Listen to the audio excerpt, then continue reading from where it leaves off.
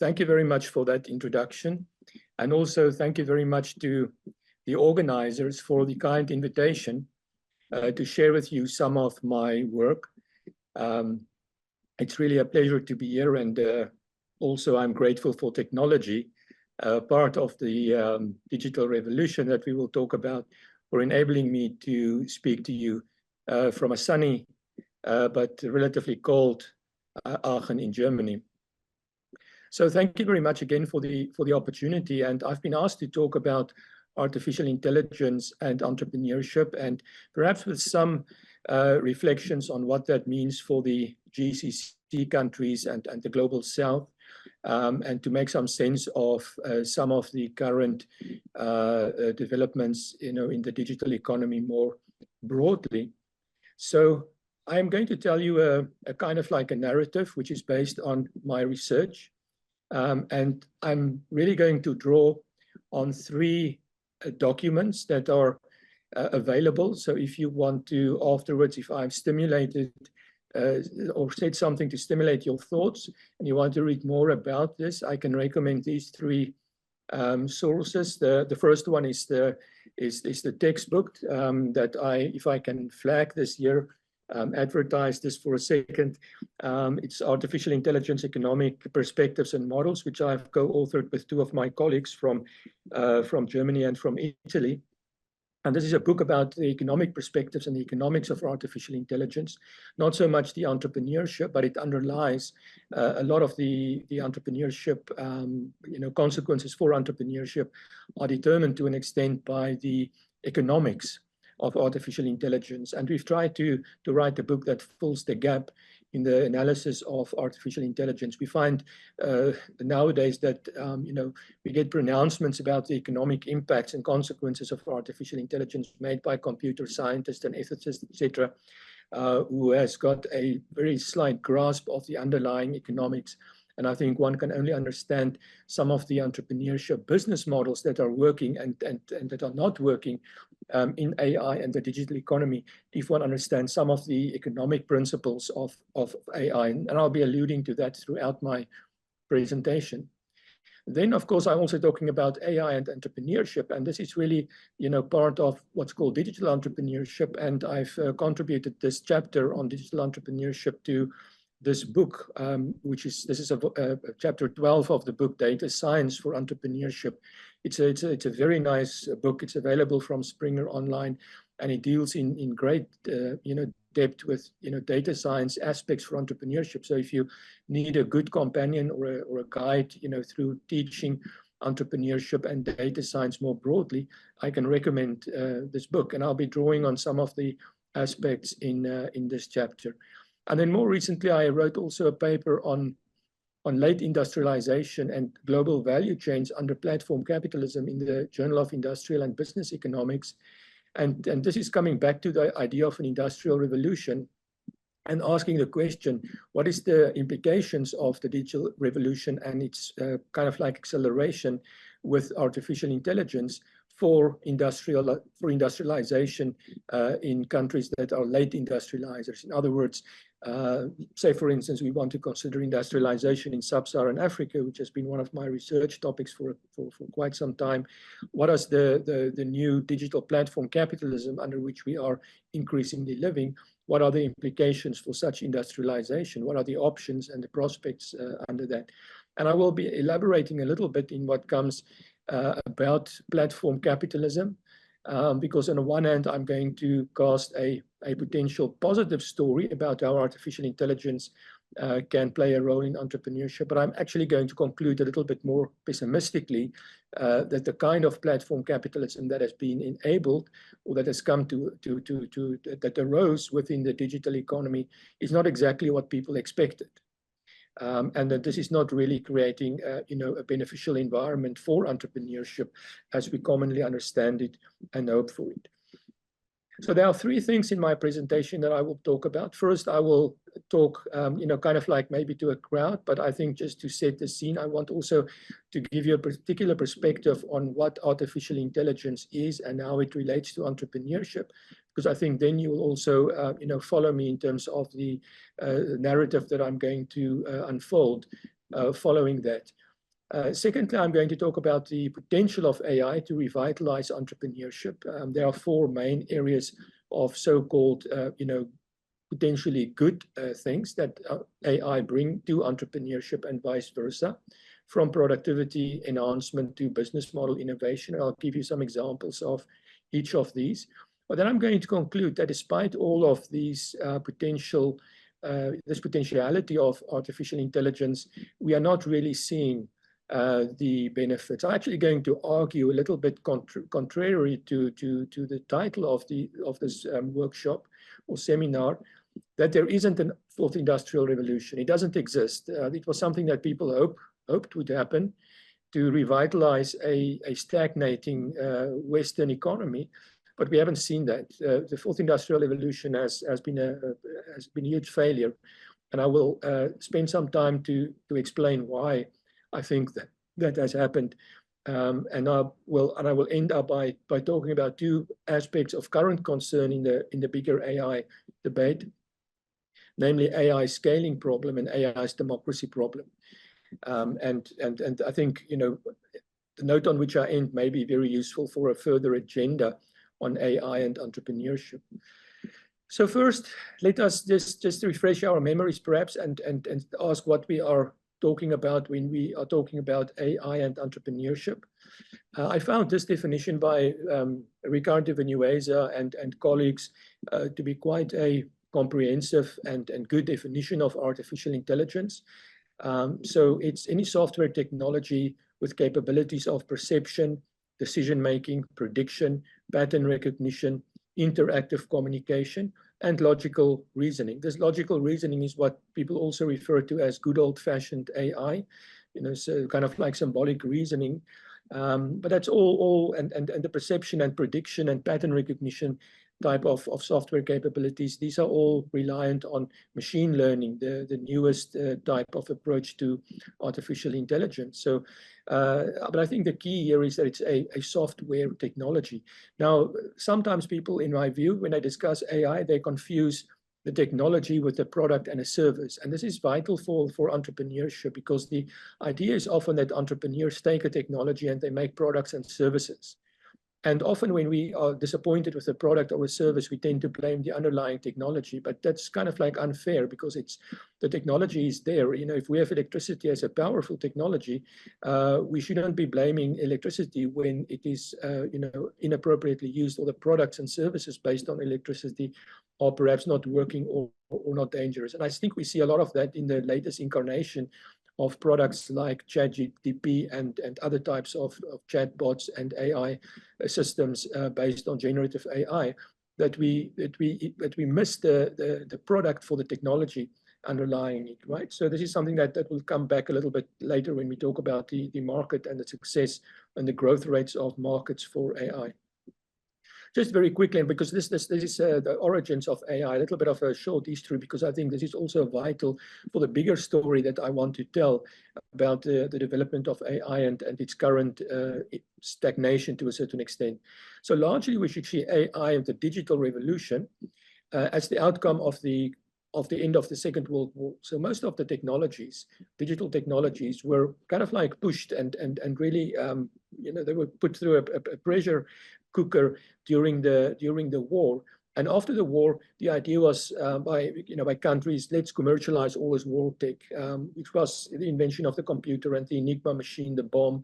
In 1948, Claude Shannon's very famous paper on information created the notion of the bit and of bytes. So bits and bytes were born in 1948. In 1956 was the Dartmouth Conference, which coined the name artificial intelligence. And most of the projects in the 1960s by ARPANET, which was part of the Defense Department of the United States, went to develop the internet as an outflow of a project during the Second World War, as we know. And 1970s was, part of this commercialization and development of the internet, which eventually led to personal computers, and in the 1990s to the World Wide Web. And mostly by the end of the 1900s, by the year 2000, most of the digital groundwork has been laid in terms of computing. to the miniaturization of computing, personal computers. And the only thing that really happened, in terms of extra value added or as an extra dimension after the 2000s was connectivity. So once there was the computing technology, the internet, then we saw the rise in connectivity. And this came together around 2007. Thomas Friedman wrote an interesting chapter in one of his books called What the Hell Happened in 2007, because we had things like the launch of Google and Apple iPhone and Hadoop, and big data started to be used, and YouTube.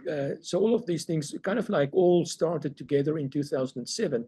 And this was really the mobility and the connectivity revolution. And AI is really at the end of this. AI is kind of like now the almost, I want to say a footnote, but AI is somewhat becoming a kind of like a last ditch type of technology or application of this whole story that started after the Second World War, and which I call the digital revolution.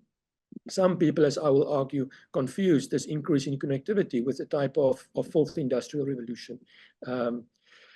So basically what happened with all the connectivities, of course, that there was lots of data becoming available, and this was very good to fuel machine learning algorithms to learn from this data, which they previously could not do, and which was and symbolic reasoning,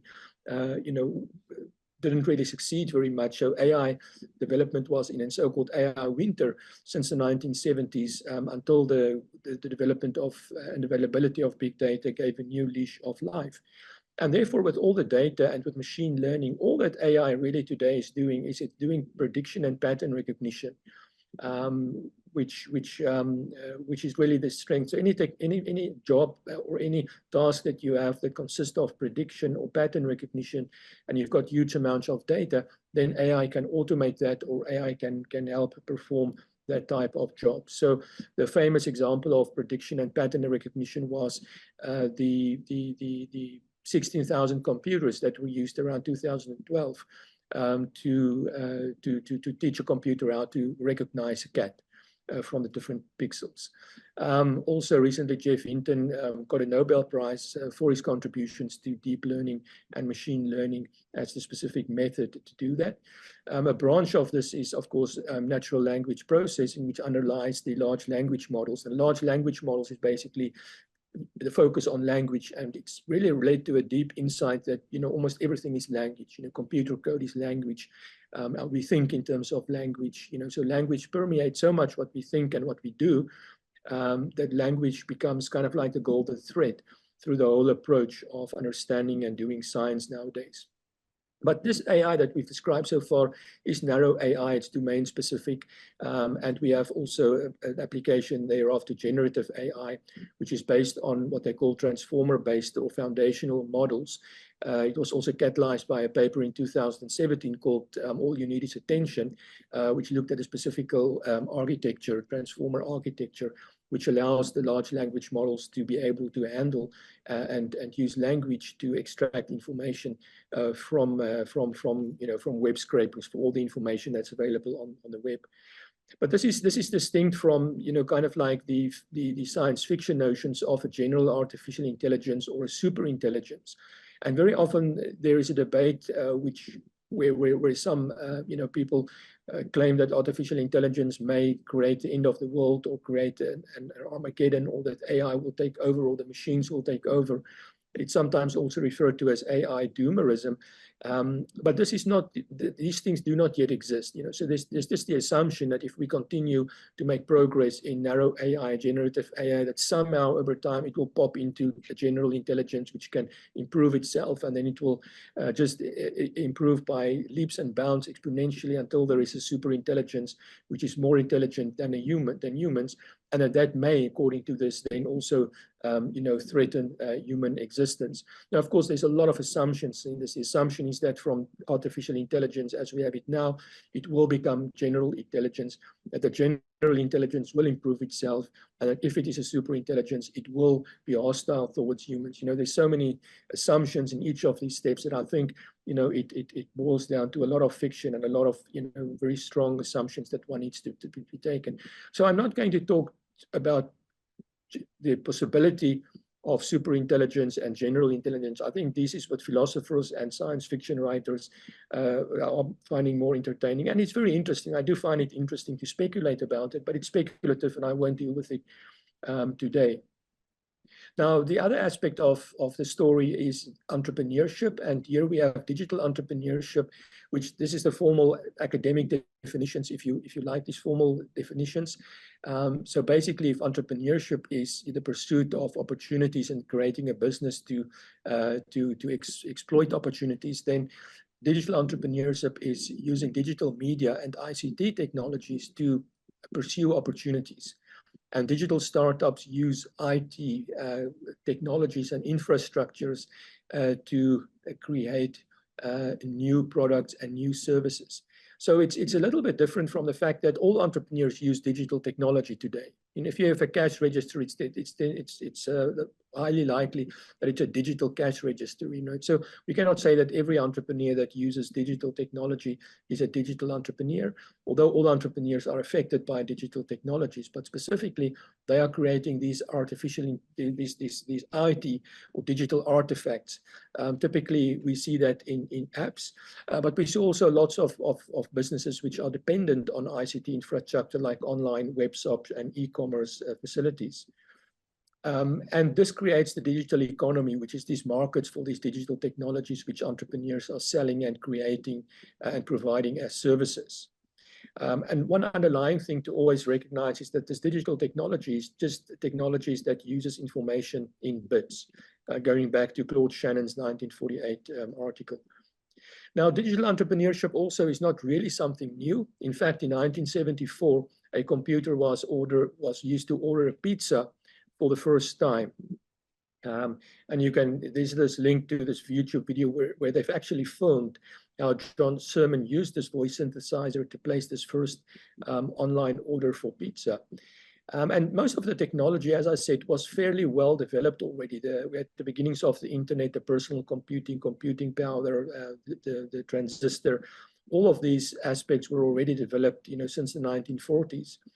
And so on the one hand, this growth in computing since the Second World War created this ubiquitous computing that we are now living in, which consists of the cloud, of the fact that we are almost all the time in the range of computers. You're surrounded in your room where you are now by computers running in the background. Your mobile phone is connecting to a server mast somewhere and computing all the time in the background. So we're almost never out of sight, out of reach, or being part of a computer. And this is also, we're also connecting to computing devices, whether it's the cloud or servers, through the internet, through our mobile phones, through various sensors that are around us in our streets, in our houses, also in the financial transactions that we are using every day. We use certain types of technologies to connect. The connectivity with all this computing power has led to data being generated. Every split second, we have new data coming into being. And this is facilitated by the Internet of Things, the fact that we have all these connected devices also running factories, running cities, running our homes. And with the Internet of Things, big data becoming really ubiquitous and available, we have seen a development of artificial intelligence. So you could see artificial intelligence as the last culmination of all of these type of key features of the digital revolution put together. Now, this has led this role of data. So data is different from when the first pizza was ordered. The technology was there, digital, but the data was not yet there. Now that the data is there, this has been realized to be such an important resource that the economists have said that successful companies will not be ones that make the best products, but the one that gathers the best data and combine them to offer the best digital services. And this was almost 10 years ago that they said this. Now, this creates tools, digital tools and artificial intelligence tools that can do prediction and pattern recognition that are very interesting and useful to entrepreneurship. Let's go through a couple of examples of the kind of like potential good impacts that this could have. One first is that AI can help enormously to increase the productivity of small businesses and entrepreneurship more generally. And this drives down the costs of starting and running a business. So whereas in the past, it may have been $5,000 to $10,000 in a country to start up a firm by being able to do all of the things from designing the logo to creating the shop, and paying for marketing plans and getting all the accountants and the marketers and people to work before the business can do anything. Now it's much easier. Everything is digitized. The marginal cost of doing things are driven to zero. And this means that we have much more businesses that can be attempted. That's why I have this dartboard there on the right-hand side of the screen.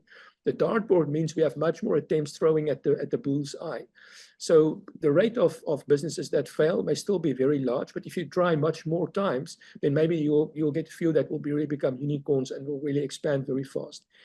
And some of these type of tools that are bringing this cost down, I have this list that I always make also for my students to show that, for everything that you can do nowadays in a business, you can have some kind of data app or assistant or AI co-pilot that will help you, from scheduling meetings to doing marketing to do website development. You can design a website now in 30 seconds with an AI product. Generative AI is helping people design everything from book covers to business cards, personalizing email content, validating plans, marketing tools, financial products are available, business plan development, of course, crowdsourcing as well.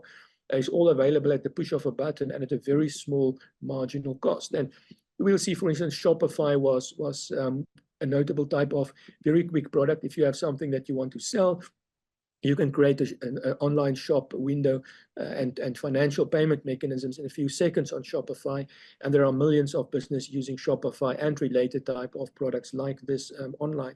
So on the one hand, entrepreneurs use these type of products. And on the other hand, there are entrepreneurs that provide these type of products that develop these online AI and data-driven services. And this has been really good in terms of many new entrepreneurs. It's made the access to entrepreneurship easier.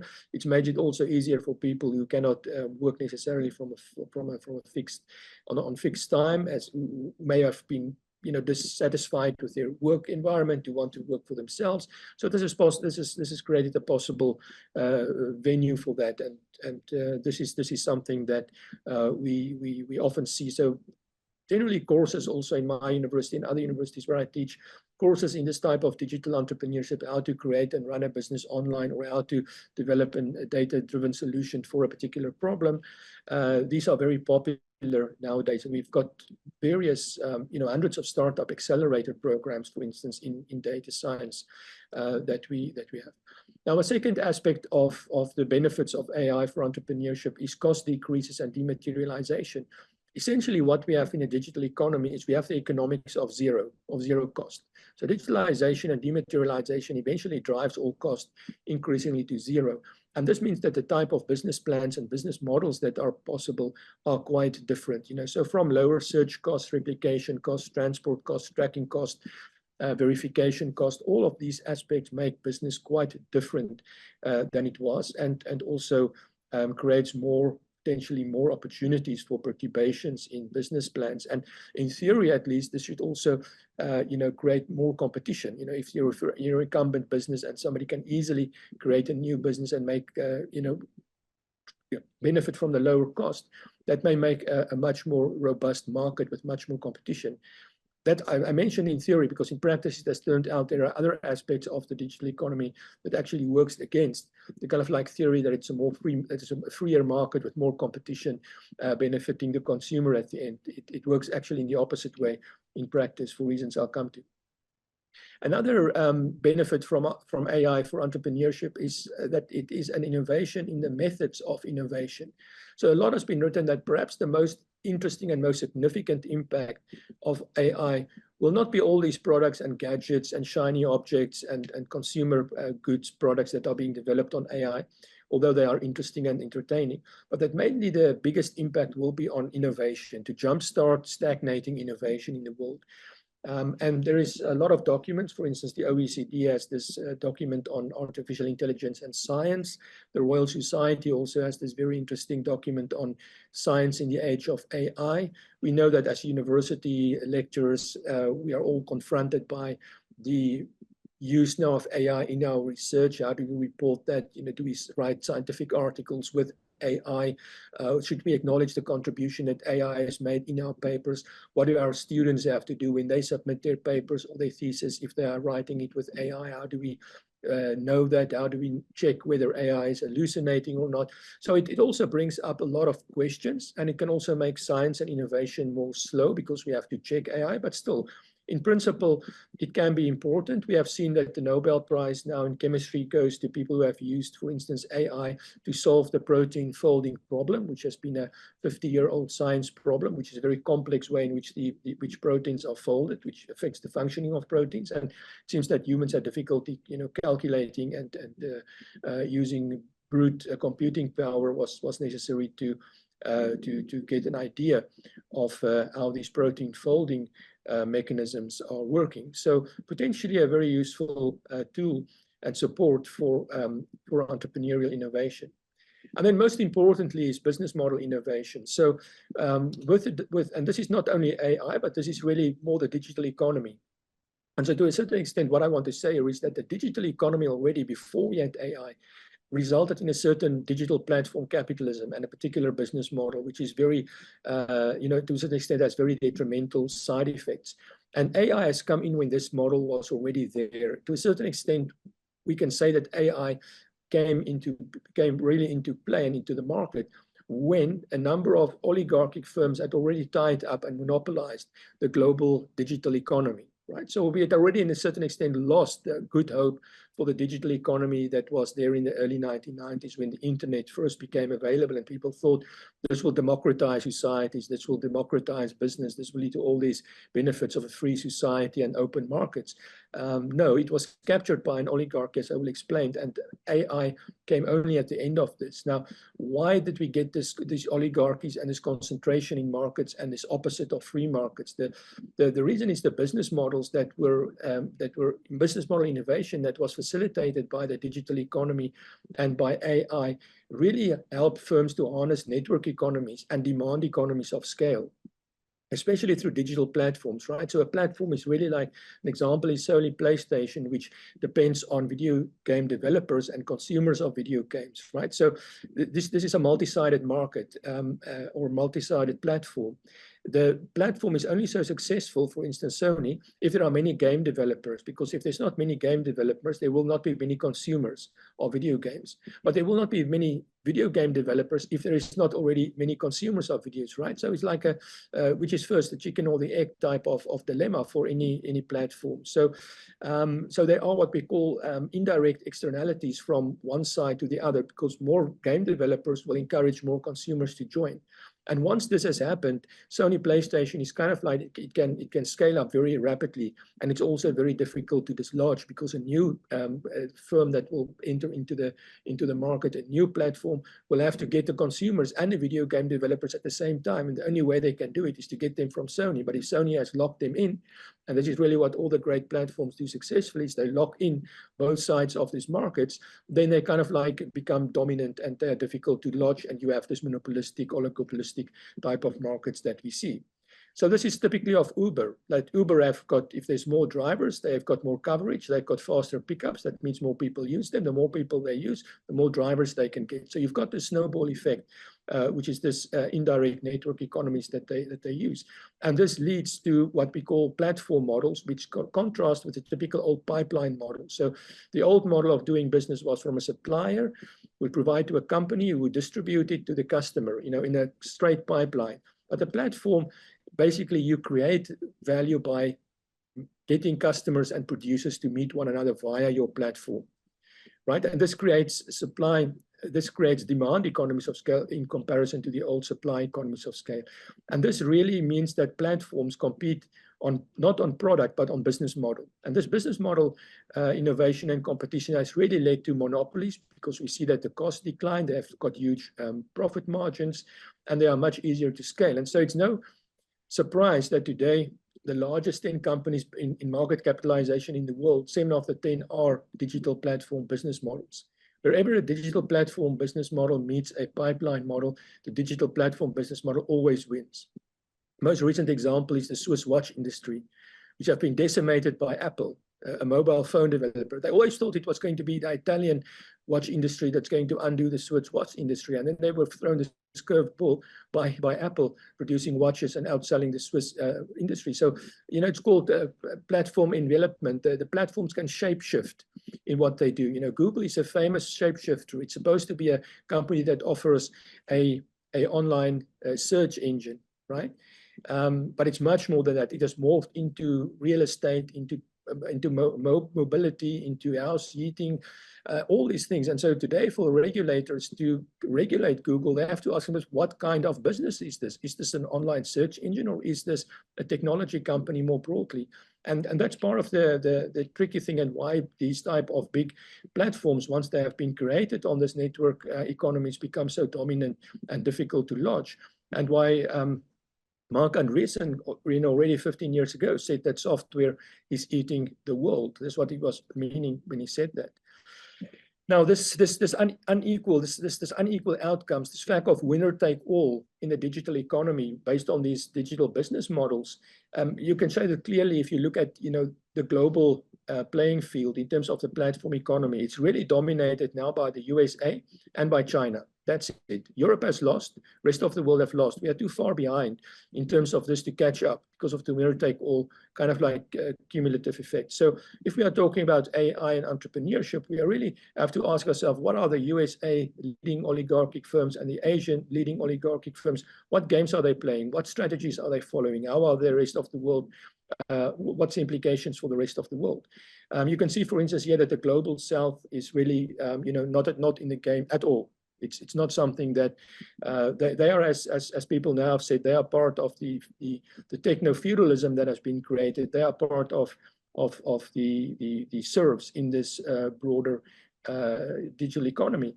So this is also what the economists then also said, is that, as things are going, ultimately, the implication for entrepreneurship is that most firms will have no choice but to do business on somebody else's digital property and to agitate for better terms if the owner gets too greedy. Call it the class struggle of platform capitalism, right? So either today as an entrepreneur, you're going to do business on the property, the digital property, the platform of some digital techno-feudalist, or you are going to compete against these business models, which or big digital platforms, which comes with very deep pockets and very strongly entrenched position, which also has typically as oligarchs, these firms have got a straight line to the politicians in terms of policy and regulatory capture, as we will see later on, which they do because they want to entrench their position. They don't like new competition, they don't like regulation, and they are actively trying to change the playing rules of global society in a way that favor them. And they want to convince us that, yes, these rules are also in our best interest. You can read more about this in Peter Goodman's book on Davos Man. Now, why I'm saying that this whole digital revolution has been captured and kind of like, flattened out is if you look at what's happened with growth in advanced economies since the 1970s, it's been on a decline, long-term decline. It's called the Great Stagnation. We see this also in productivity growth. If the digital revolution was so significant, where is it? Where can we see it? We don't see it in economic growth. We don't see it in productivity growth in the countries that are most on the edge in terms of this new technology. So we often hear business schools telling their students we live in a technologically advanced and rapidly changing and disruptive world, but it's not really true. We live in a stagnation.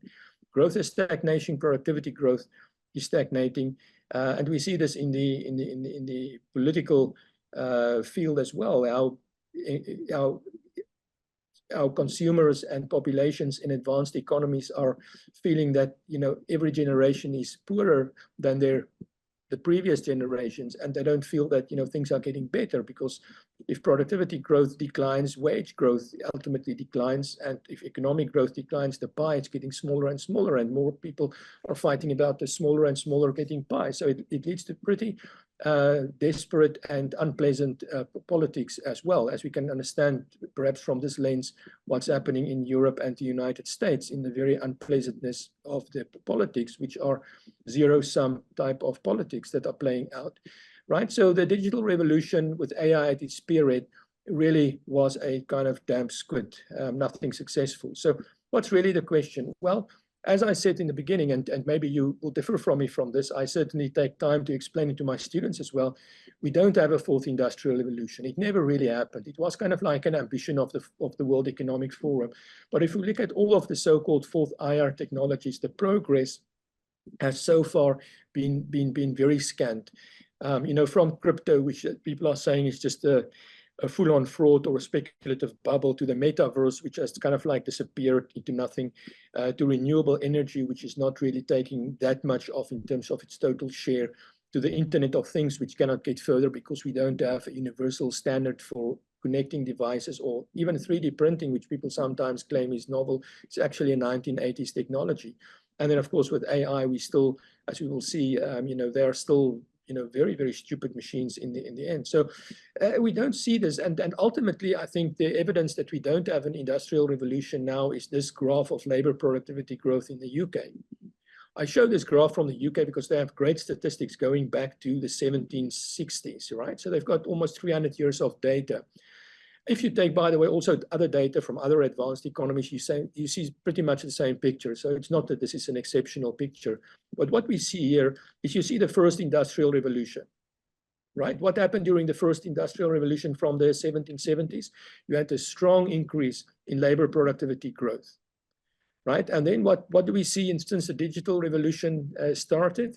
We see a huge decrease in labor productivity growth, right? This is not, it's kind of like it falls off the cliff, productivity growth in the West. And this is not an industrial revolution. The green line is an industrial revolution. The red line is not an industrial revolution. I also want to mention here that the fourth industrial revolution is not the same as Industry 4.0, which comes from the German term Industry 4.0.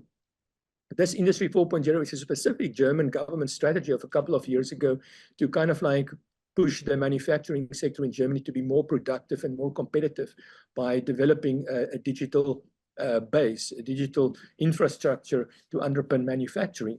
Now, one can discuss that. I can discuss the success or not of that. I'm sitting in one of the most innovative universities in Germany, which has worked quite extensively in Industry 4.0. And currently, the big fear in Germany is about deindustrialization. The country has been deindustrializing.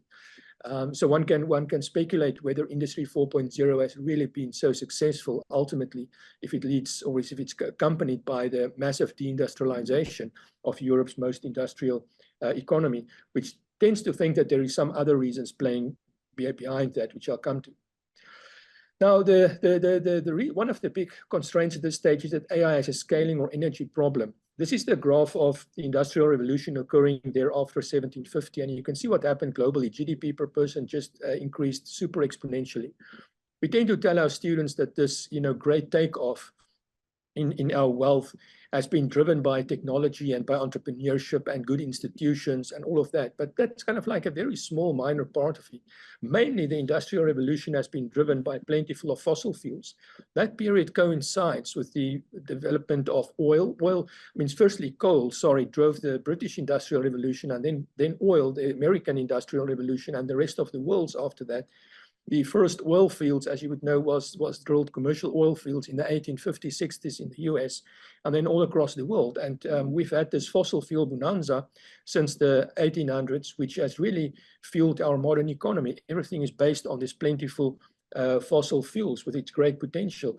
All the technologies that we have built would not be possible for a second without fossil fuels. So if we look today at GDP, international prices, you can look at it from 1820. What do you see on the left-hand side? The black line and the blue line. Black line is GDP. The blue line is GDP. The black line is fossil fuels. You can see that it's a 95% correlation between growth in GDP and the growth in fossil fuel consumption, right? And the right-hand side actually shows that if global primary energy consumption growth declines over time, then world GDP growth also declines. We see this through the OPEC crisis, the global financial crisis, and the COVID crisis.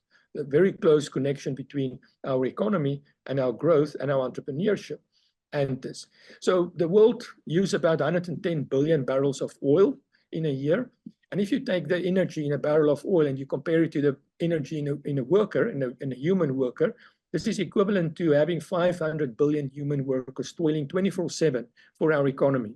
right? So just think for a moment, if you say no fossil fuels anymore, it means that you take 500 billion human workers equivalent out of the economy. Yeah, the whole global economy will immediately collapse.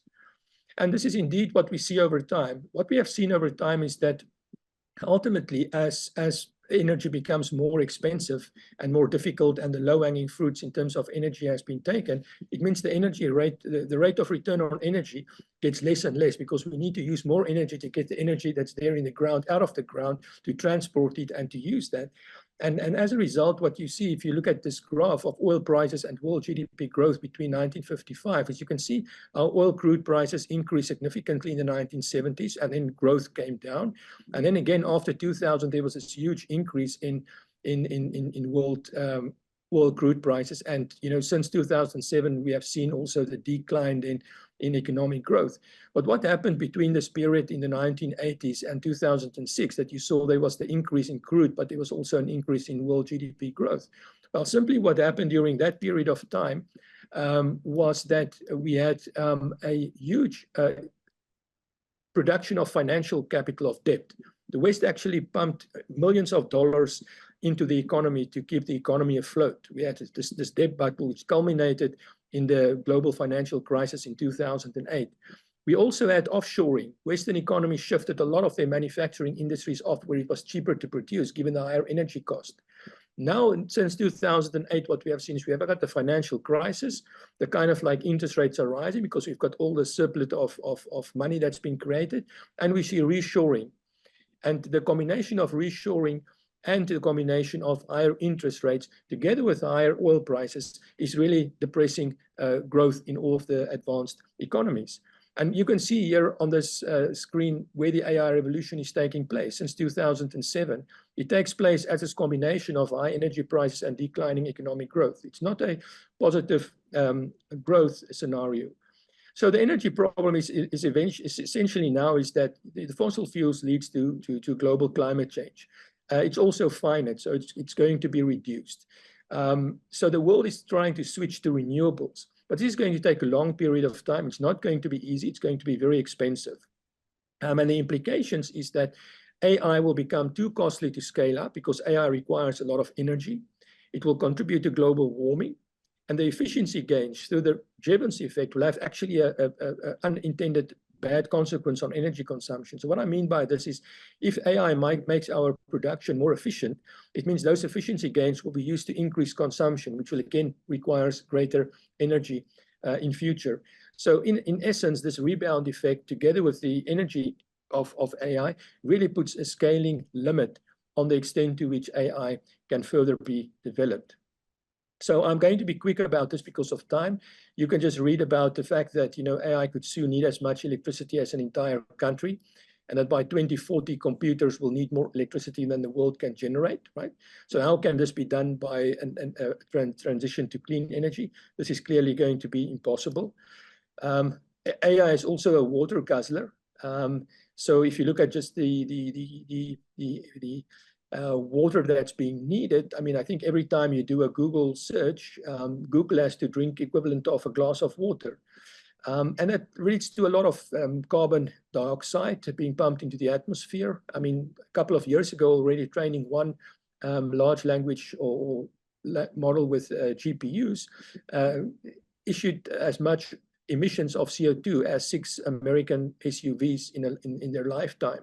So we pump a lot of CO2 into the atmosphere. We use a lot of energy for AI, and we use a lot of water for AI. And both water and energy are complex issues in the sustainability or the climate change challenge. So we have really AI here running, you know, straight into conflict with the energy and water dimensions, right? But this is generally something that is neglected. There's not much, I think, research in the entrepreneurship and AI and digital economy directions of the energy and water impacts. Mostly when researchers write about the digital entrepreneurship ecosystem, they completely forget about energy. It's not mentioned, and they completely forgot about water, and they don't concern about, you know, saying, well, if we develop this part of the digital infrastructure or digital ecosystem, it will have a huge ecological footprint on the world. So finally, I want to stop with perhaps the most dangerous thing, and this AI's democracy problem. Essentially, it goes down to understanding the nature of the global capitalist order in which we live, which is a growth or die rule.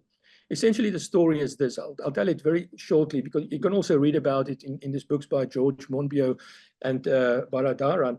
The essential thing is that in our global capitalist system, we have a growth or die rule, which means that firms have to grow to make profits, to pay back the interest, or to pay their capital providers. And economies have to grow. Otherwise, there is not enough consumers, and then it becomes a zero-sum game. I mean, the reason why many societies have prohibited interest over time is that if you don't have a growing economy, then interest means that you have a redistribution of resources, which can be unfair because it will go from people who are productive to people who are unproductive. So in that case, where we have no growth, interest payments are really a problem. So this kind of like puts societies into a growth or die rule. Societies have to grow.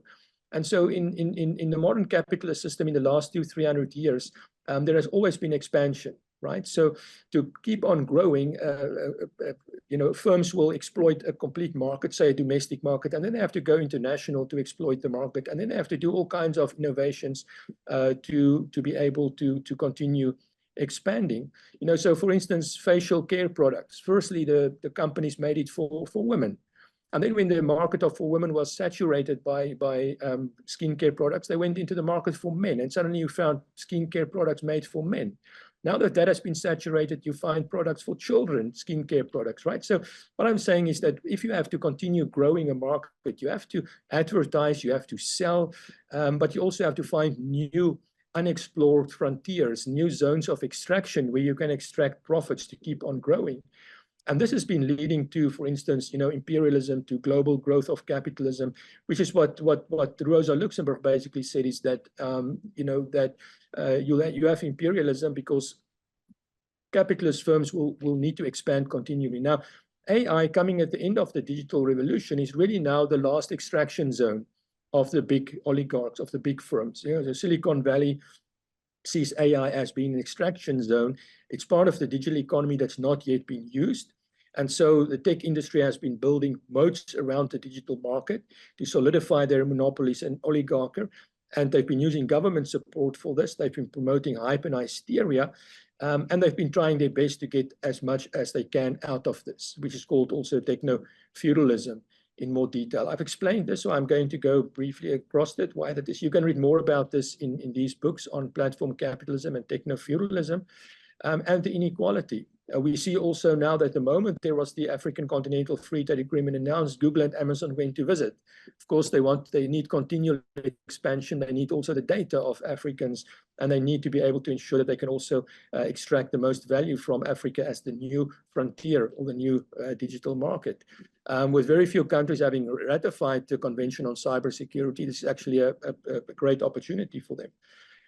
Many countries want to have AI strategies, but this is not really going to do them any good because, as I said, the race has already been tied up by the US and China. But this is mainly kind of like, a dishing out of favors to the industry locally, form of industrial policy. So AI has become kind of like a sideshow. The extraction value is becoming limited. So there's kind of like, for me, a parallel. In 1973, the Leiden report, which led to the first AI winter, said that there is not really an impact of AI. And then the whole AI winter started out. Now, recently, Jim Covello from Goldman Sachs was basically saying the same thing, that 18 months after the introduction of generative AI, there has not been one single transformative, cost-effective application being found. Benedict Evans also said many people try ChatGPT, but then they just wander off and say, well, they don't really come back and use that. Recent results, or recent newspaper reports show that OpenAI may be bankrupt in a month. It makes about 2 billion from ChatGPT and another 1 billion, but it doesn't cover its operational cost. So we've got this AI bubble that's expected, because tech companies would have to earn about 600 billion per year to invest to justify their current investment, which is 6 times the revenue projected for the AI industry. And then you have, of course, these bottlenecks. The NVIDIA chips is a bottleneck. There's a regulatory backlash, as we have seen also in Europe and elsewhere with AI or anti-AI legislations. And I've already talked about the energy and the water. So with the AI bubble and the AI bottlenecks, we see increasingly that that AI is not really, as the last zone of extraction, it's not really coming into its full potential. And a lot of these dystopias, from job losses by AI and digital addiction and deep fakes and filter bubbles, these are all somewhat, blamed on AI. But if you understand now, AI came already, when all of these things already happened in the digital economy, AI came on the top and may worsen these a little bit. But the main thing is that all of these problems that you see on the screen is due to the digital economy that's been captured by an oligarchy. Now, the final problem that I want to highlight here is that, once the Silicon Valley oligarchs have extracted the last value from AI as they see it now, they've already realized that actually there is a final extraction zone available, and this is conflict, right? So one person said, what does your country make? Oh, guns, tanks, and bombs, and not much else, and AI. Does anybody can think of a country like that who makes lots of guns, tanks, and bombs, who sells $2 trillion of weaponry throughout the world, and who also, by the way, is leading in AI? Yeah, that's a current situation where we find increasingly that the permanent war economy that was created after the Second World War in the US, and which has led to the rise of the military-industrial complex, we find increasingly that Silicon Valley's digital platforms and the military-industrial complex are working together. And the idea is to extract a lot of AI value from the permanent war economy. This has led to things like surveillance capitalism, for instance, because part of the war economy is surveillance, and this is leading to billions of dollars. The number of contracts that Silicon Valley has received from the military-industrial complex in the last couple of years is much more than the revenue that OpenAI gets from its ChatGPT. So you can think, where is really the interest going to lie? And in fact, we see this also at the same time that the oligarchs and the business interests in the US have used not only real warfare, but also economic warfare, right? So the US imposes 3 times as many sanctions than any other country. It doesn't matter which president is no overlaps. It just increases, right, over time, because there's an old sanction business in the US. And this is kind of like the moats that are created, right? So the tech industry is now worried about China being the upstart. And of course, China has to be isolated through economic sanctions. But even worse, if we look about the military spending and the use of AI and other digital technologies now as part of the permanent war economy, what you will see is, for instance, that this report is very horrifying from Israel, where Israel army is using Amazon's cloud service to store surveillance information on Gaza's population, while procuring further AI tools from Google and Microsoft for military purposes. This is a very horrendous article to read.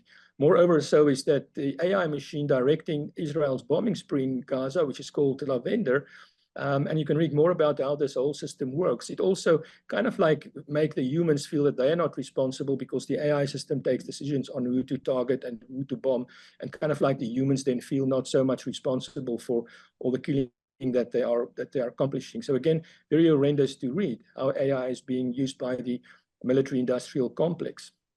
And then, of course, this article as well of great concern in Time magazine on how the tech giants has turned Ukraine into an AI war lab, right? So all the big companies, Palantir amongst them, are really experimenting and trying out all the new weapon systems in Ukraine. And the kind of like financial benefits which has flown into the US military-industrial complex and Silicon Valley from Ukraine kind of like makes one wonder why they would ever stop the war in Ukraine if it's such a huge profit source to them. And of course, developing AI and making more from AI now from zones of war than from making it perhaps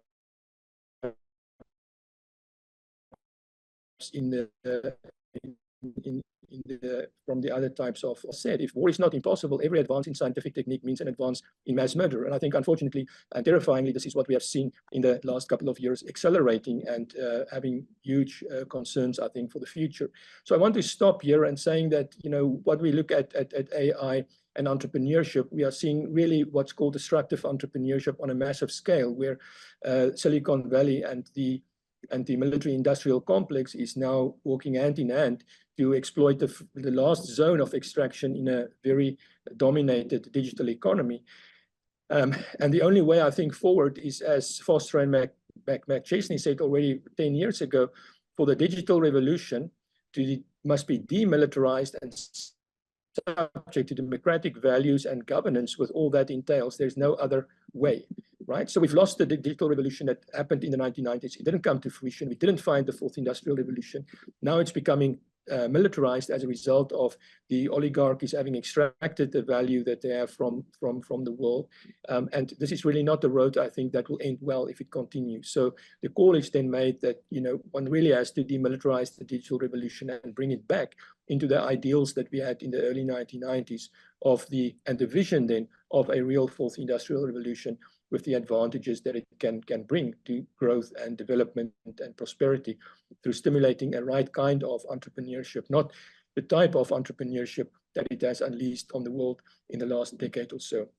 So thank you for your time and for your patience. I'm going to stop here, and if there are time for questions, I think the chairperson can decide on that time, but I'm available for any questions or discussions. Thank you very much.